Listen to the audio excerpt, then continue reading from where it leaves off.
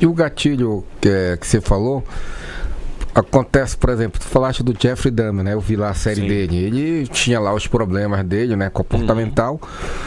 A ideia dele não era matar, pelo que eu entendi. Ele comete primeiro o crime, fica ali desesperado, e depois aquilo ali bate nele de uma maneira, pô, eu tenho que fazer de novo. Eu tenho que fazer de novo. Mas se ele não fizesse ali o primeiro, talvez ele não se tornasse o que ele se tornou. Aquele primeiro foi meio que acidental, mas virou o gatilho para ele fazer outros, né? Olha, no nosso livro a gente trabalha com várias possibilidades de autores que levantam os gatilhos, né? Problemas familiares pode ser um gatilho, términos de relacionamento podem ser gatilhos, acidentes que deixam marcas físicas podem ser gatilhos. E o serial killer é um fenômeno muito interessante, que não é um fenômeno que necessariamente ele já se demonstra... Gente, é porque o pessoal confunde geralmente o estudo de psicopatia com serial killer. O serial killer, ele não tem uma necessidade de começar quando jovem, de começar no final da adolescência. Nós temos homicidas em série que começaram a sua carreira criminosa depois dos 40 anos, 32 anos, porque muita gente fala, não, ele já vinha demonstrando desde pequeno essa natureza e na adolescência já matou. Temos homicidas que, como Peter Kürten na Alemanha, que com 8 a 11 anos já tinha matado a sua primeira vítima. Mas temos também, como Ed Gein, né, o que acabou gerando aí, incentivando aí o filme Massacre da Serra Elétrica. O Ed Gein, ele matou... Supostamente, imaginamos que ele matou depois dos 40 anos a sua primeira morte. Então esse gatilho ele vai acontecer, mas não necessariamente na adolescência, pode acontecer depois. É porque, na verdade, quando você fala de Jeffrey Dahmer ou qualquer outro homicida em série, você está falando de um indivíduo que segue fases, né? De morte, fases. Então tem indivíduos que ficam só na fase da fantasia, tá? Que é a primeira fase, que é chamada fase áurea, que é quando o indivíduo vai perdendo a realidade, ele não se satisfaz mais com a realidade e vai fantasiando. E aí ele vai fantasiar sobre crimes. Ele vai fantasiar matando uma pessoa, ele vai fantasiar estuprando uma pessoa, ele vai fantasiar sodomizando uma pessoa.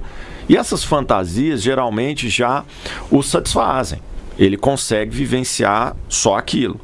No entanto, tem alguns indivíduos que eles vão ultrapassar essa primeira fase áurea. Eles vão para a fase da busca. Então, a segunda fase é a seguinte: acabou a fase áurea, a fantasia já não está me satisfazendo mais. Que foi o que aconteceu com Dahmer. A simples fantasia da violência, a simples fantasia do estupro, da ação, não satisfez mais. E aí ele começou a olhar ao seu entorno quem que ele poderia efetivamente matar ou pelo menos ser violento, sem ter planejado. Não necessariamente ele vai planejar exatamente matar. Num terceiro momento ele vai para a fase da caça.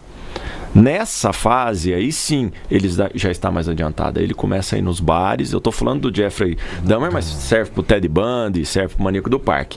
Aí, efetivamente, ele vai realmente sair de casa. Ele vai em vítimas certas. O homicida em série, para quem está em casa, talvez não saiba, mas em regra ele mata quem ele não conhece, tá? Ele não é um homicida de pessoas próximas, tanto que o FBI, antes de chamar serial killer, chamava homicida de desconhecidos. Sim. Certo? Porque ele não mata pessoas próximas. Então ele vai escolher, vai caçar. A partir do momento da caça, ele consegue capturar, vem a fase da captura. Ele consegue então pegar. Esse é o momento mais importante para ele, porque a partir do momento que você pega uma pessoa violentamente, é ali que ele exerce seu maior prazer. É a hora que você meio que toma conta dela ali. Poder. O Jeffrey Dahmer, numa entrevista mesmo, falou isso, que a parte do homicídio não o satisfazia. O que satisfazia mesmo era a parte do poder. Estou falando aqui de satisfação sexual. Ele fala que a satisfação sexual dele não estava no matar especificamente. Matar era apenas uma consequência do exercício dele de poder.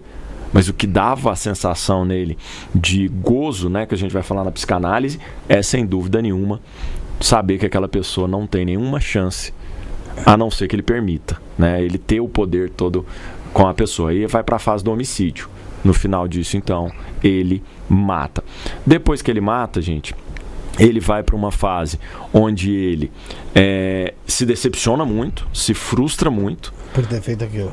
Não por ter feito aquilo porque ele não tem remorso, mas é porque ele esperava ter uma satisfação sexual que nunca é alcançada. Nunca alcançada. Ele é frustrante para ele. Ele mata, e aquela vítima, lembra da fantasia?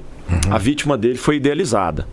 Só que na hora que ele mata e ela passa a ser só um corpo, ela não é mais aquela fantasia, ela é só a pessoa efetivamente que morreu e não tem aquele glamour que ele imaginou na fantasia. Vai ter todo o trabalho, Vai ter que ir atrás de outra pessoa. Aí o que ele vai fazer? Antes de ir atrás de outra pessoa, porque o serial killer no começo ele não vai atrás, ele vai reviver aquele momento de morte durante um tempo. Ele vai guardar um brinco, ele vai guardar uma calcinha, uma cueca, ele vai guardar uma coisa da cena do crime que chama souvenir. Né? Resfriamento, isso mesmo, resfriamento psicológico, que é a diferença do homicida para um homicida em massa, por exemplo. O cara que chega atirando em todo mundo dentro de uma escola, ele não é um homicida em série, porque ele não tem um resfriamento. O homicida ele vai resfriar, só que vai chegar um momento que esse souvenir não vai valer mais. Ele vai deprimir aquela sua sensação. E deprimir aqui não tem nada a ver com o termo depressão, não. Certo. Deprimir no sentido que vai abaixando a frequência dele com relação à primeira morte. Aquela excitação vai acabando, vai morrendo, e ele volta para qual fase? A da fantasia. Ele vai misturar a fase da depressão com a fase da fantasia. Fantasia, aí depois volta. Busca, caça, captura e sempre tudo igual. Mas todos os serial killers, ou pelo modo como você descreveu, todos é motivo sexual? Assim, é o prazer sexual?